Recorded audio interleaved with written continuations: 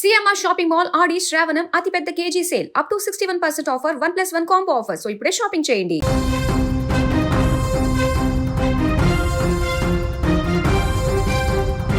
Social మీడియాలో ఎప్పుడు ఏ celebrity వ్యవహారం హాట్ టాపిక్ అవుతుందో ఎవరు ఊహించలేం. టాలీవుడ్ ఫోక్ డాన్సర్లు ఈశ్వర్ సాయి మరియు మాధురి రాథోడ్ వివాదం ఇప్పుడు ఇంటర్నెట్ను షేక్ చేస్తుంది. గత కొన్ని రోజులుగా వీరిద్దరిపైన వస్తున్న ట్రోల్స్, రూమర్స్ పైన తాజాగా ఈశ్వర్ సాయి మరొకసారి స్పందించారు. గత కొన్ని రోజులుగా సోషల్ మీడియాలో తమ గురించి ఇష్టం వచ్చినట్టుగా రాస్తున్నారని ఈశ్వర్ సాయి తీవ్ర ఆవేదన వ్యక్తం చేశారు.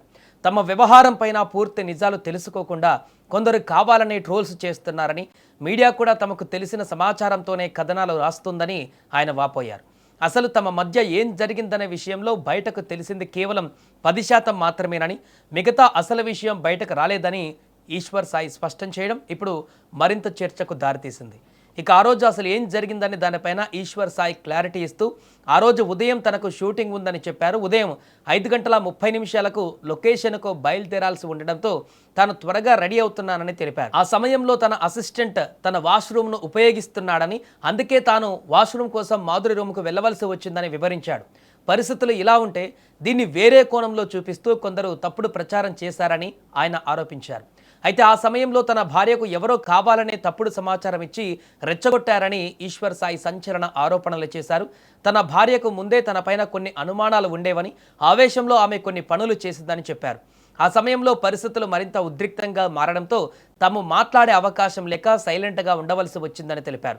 తన భార్య వెనక ఉండి కొందరు కావాలనే ఆమెను రెచ్చగొట్టారని, బూతులు తిడుతూ వీడియోలు కూడా తీశారని ఈశ్వర్ సాయి తీవ్ర ఆవేదన వ్యక్తం చేశారు.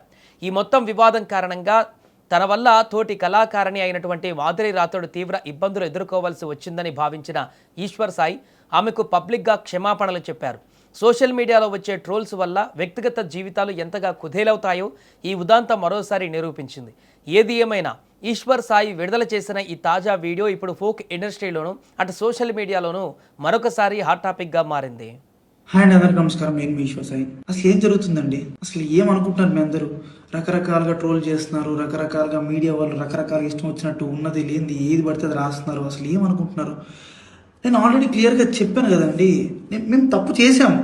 ఆ తప్పు ఏంటి? మేము ఎమోషనల్గా కనెక్ట్ అయ్యాము అని చెప్పాను. ఎమోషనల్గా కనెక్ట్ అవ్వడం అంటే మీ దృష్టిలో ఏమనుకుంటున్నారండి?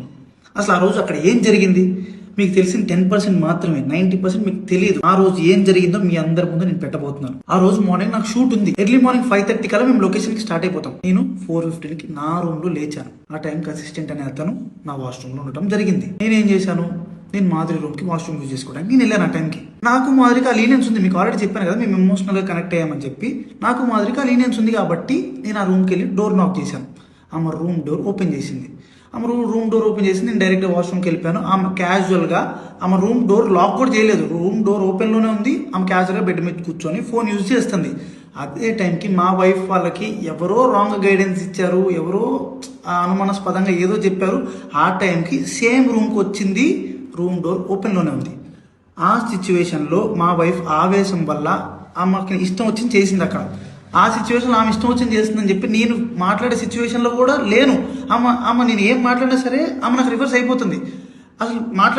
అసలు స్కోప్ కూడా ఇవ్వట్లేదు, మాట్లాడే గ్యాప్ కూడా ఇవ్వట్లేదు. ఆమె ఆవేశంలో ఏదేదో చేస్తుంది. ఆమె అనుకున్న రకరకాలుగా వీడియోలు తీస్తున్నారు, రకరకాలుగా బూతులు. మా వైఫ్ కి ప్రీవియస్ గానే నా మీద చాలా అనుమానం ఉంది. అక్కడికి వచ్చే టైంకి ఆ సిచ్యువేషన్ ఇదంతా చూసేటప్పటికి ఆమె అనుమానం నిజమైంది అని ఆమె అనుకుంది. ఈలోపు ఆ వెనుకున్న వ్యక్తులు ఎవరైతే ఉన్నారో ఆ విషయాలని అతను ఎవరో నాకు కూడా తెలియదు. వెనుకున్న వ్యక్తులు అసభ్యకరంగా మాట్లాడటం నేను అప్పటికే ఆమెకు చెప్తున్నాను, ఆపుతున్నాను. గొడవలు కాదు, కొట్టుకోకండి, కూర్చొని మాట్లాడుకుందాం అని క్లియర్ గా నా భార్యకి నేను సంజాయిసి చెప్పడానికి ట్రై చేస్తున్నా కూడా ఆమె వినే పరిస్థితిలో లేదు.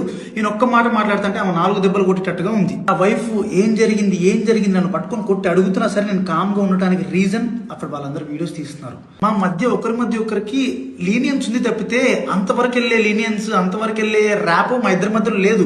మేము ఇమోషనల్ కనెక్ట్ అయ్యాం, ఇమోషనల్ గా మాట్లాడుకుంటాం అంతే తప్పితే మేము అంత దూరం మేము ఎప్పుడు వెళ్ళాలని కూడా మేము ఎప్పుడు అనుకోలేదు. అలాంటి క్యారెక్టర్ ఆ అమ్మాయి అస్సలు కాదండి. అమ్మాయి చాలా రెస్పాన్సిబుల్ పర్సన్.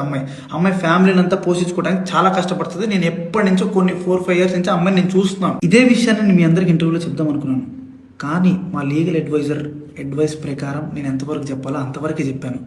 అందులో కూడా నేను మీకు క్లియర్గా ఎక్స్ప్లెయిన్ చేశాను. మీ అందరికి 10% మాత్రమే తెలుసు, మిగతా 90% మీకు తెలియదు, మీరు చూడలేదు. ఇలాంటి సిచ్యువేషన్లోనే ఒక మనిషికి ప్యానిక్ అంటే ఏంటో అర్థమవుతుంది.